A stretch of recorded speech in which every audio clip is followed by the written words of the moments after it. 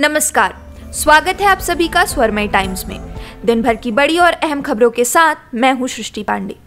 सबसे पहले एक नजर आज की हेडलाइंस पर। कैबिनेट ने छत्तीसगढ़ के 3 जिलों से सीआरपीएफ कांस्टेबल भर्ती के लिए शैक्षणिक योग्यता में छूट दी। उपराष्ट्रपति नायडू ने 3 देशों की यात्रा के दौरान सेनेगल के राष्ट्रपति मैकी साल से डकार में मुलाकात। बेमेतरा जिला में धान खरीदी की तैयारी के साथ ही जीरो शॉर्टेज की जांच पड़ताल को लेकर कवायद शुरू कर दी गई है। छत्तीसगढ़ में कांग्रेस की 2 दिवसीय कार्यशाला पर मंत्री टीएस सिंहदेव ने दिया बयान। सूरजपुर में प्रतापपुर वन परिक्षेत्र में सिंगरा गांव में 50 वर्षीय महिला को हाथी ने कुचलकर मार डाला। केंद्रीय मंत्रिमंडल ने छत्तीसगढ़ के बीजापुर, दंतेवाड़ा और सुकमा जिलों के आंतरिक क्षेत्रों में एक भर्ती रैली के माध्यम से सीआरपीएफ में देसी आदिवासी युवाओं की भर्ती के लिए कांस्टेबल पद के लिए शैक्षणिक योग्यता में ढील देने की मंजूरी दे दी है। इस कदम से बीजापुर, दंतेवाड़ा और सुकमा के आंतरिक क्षेत्रों में 400 आदिवासी युवाओं को रोजगार के अवसर मिलेंगे। प्रधानमंत्री नरेंद्र मोदी की अध्यक्षता में हुई कैबिनेट की बैठक में यह फैसला लिया गया, जिसमें कैबिनेट के गृह मंत्रालय के दक्षिण छत्तीसगढ़ के 3 जिलों में सीआरपीएफ के कांस्टेबल के रूप में 400 उम्मीदवारों की भर्ती के लिए आवश्यक न्यूनतम शैक्षणिक योग्यता को 10वीं कक्षा से 8वीं कक्षा तक करने के प्रस्ताव को मंजूरी दी। स्थानीय समाचार पत्रों में विज्ञापन जारी करने और इन 3 जिलों आंतरिक क्षेत्रों में इस रैली के व्यापक प्रचार के लिए सभी साधनों को अपनाने के अलावा एक सरकारी बयान का उल्लेख है। सीआरपीएफ बाद में इन नए भर्ती जवानों को परिवीक्षा अवधि के दौरान शिक्षा प्रदान करेगा। उपराष्ट्रपति एम वेंकैया नायडू 3 देशों के दौरे पर हैं। 30 मई को उपराष्ट्रपति गबोन के लिब्रेविल पहुंचे। उसके बाद वो सेनेगल पहुंचे और वहां जाकर उन्होंने सेनेगल के राष्ट्रपति मैकी साल से डकार में मुलाकात की। आपको बता दें कि उपराष्ट्रपति नायडू गबोन, सेनेगल और कतर के 3 देशों के दौरे पर है। उपराष्ट्रपति नायडू की सेनेगल यात्रा उनके दौरे का दूसरा चरण है। उनके आगमन पर सेनेगल के विदेश मंत्री और सेनेगल में भारत के राजदूत ने उनका स्वागत किया। विदेश मंत्रालय के सचिव दम्मू रवि ने कहा कि सेनेगल के साथ हमारे संबंध भी कई मुद्दों पर साझा समझ की विशेषता है। हमारे पास लोकतंत्र और खुला समाज था और वो मूल्य हमें बाध्य कर रहे हैं। और इस साल सेनेगल अफ्रीकी संघ का अध्यक्ष है और यह यात्रा अधिक महत्व रखती है। बेमेतरा जिला में धान खरीदी की तैयारी के साथ ही जीरो शॉर्टेज की जांच पड़ताल को लेकर कवायद शुरू हो गई है। बेमेतरा जिले में 122 समितियों के माध्यम से धान खरीदी गई थी, जिसके बाद 84 समितियों में जीरो शॉर्टेज की स्थिति है। मतलब समितियों में जितना धान खरीदा था उतना धान उन्होंने मिलों एवं धान संग्रहण केंद्रों में दे दिया। वहीं जिले में 38 समितियां अभी ऐसी हैं जहां धान का उठाव होना बाकी है। जिला प्रशासन की ओर से 2022-23 के धान खरीदी की तैयारी शुरू कर दी गई है। सोसाइटी में शॉर्टेज को लेकर जिला विपणन अधिकारी आशुतोष कोसरिया ने बताया कि स्टॉक कम होने के कारण इन समितियों में गाड़ी नहीं पहुँच पा रही है। कलेक्टर के माध्यम से डीओ काटने के लिए पत्र लिखा गया है और जल्द ही निराकरण किया जाएगा। अभी जो पिछले साल जो खरीदी हुई थी उसमें 85 समितियों के द्वारा अभी तक जीरो कर लिया गया है या जीरो हो गया है। वहाँ के पूरे धान का निराकरण हो चुका है। कुछ समिति 38 समितियाँ ऐसी हैं जिसमें बहुत कम मात्रा में धान बचा हुआ है। पूरा जिला में 1550 MT के आसपास का धान जो है समितियों में से उठाने के लिए, वो क्या है अन्य जिलों का छोटा मात्रा है और जहाँ पे गाड़ी लगा के उठाना उनको संभव नहीं हो पा रहा है, इसलिए उसमें दिक्कत आ रही है। वो भी उसका भी निराकरण हो जाना है। अभी कब तक हो जाना है? हम लोग उसको कलेक्टर सर के माध्यम से जो डीओ जारी है उनका छोटे मात्रा में जो है उसको निरस्त करने के लिए चिट्ठी भेजा है।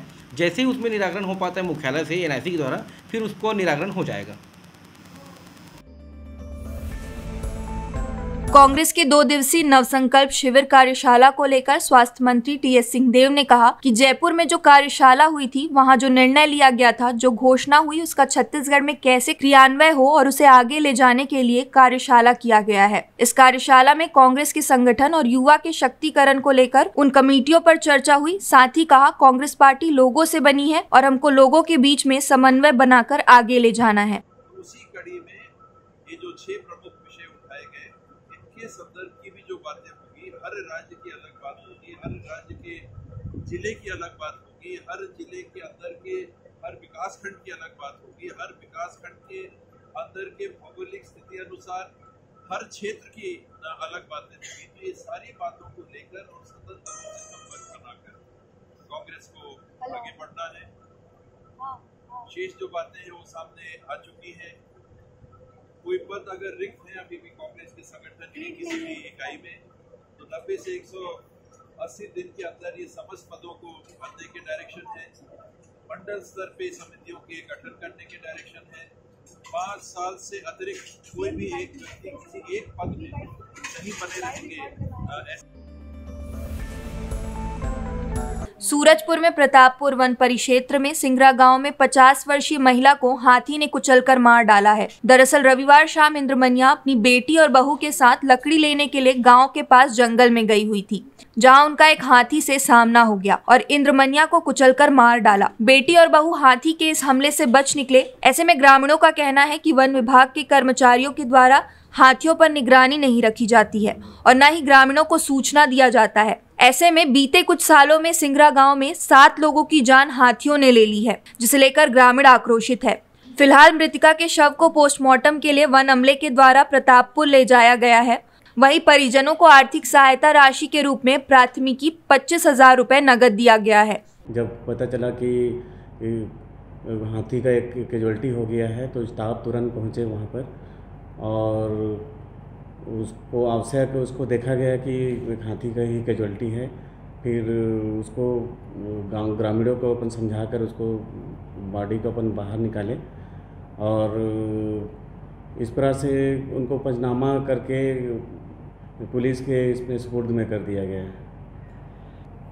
देखिए, इसमें जागरूकता तो फैला रहे हैं, लेकिन बात फैलाने के नहीं, बात जागरूक होने का है। जब तक व्यक्ति, चूँकि ये मामला आज ही का नहीं है, हाँ, ये हाथी के साथ इनको रहते सालों हो गए, तो अब हमको ही समझने की ज़रूरत है कि हम हाथी के साथ कैसे रहें।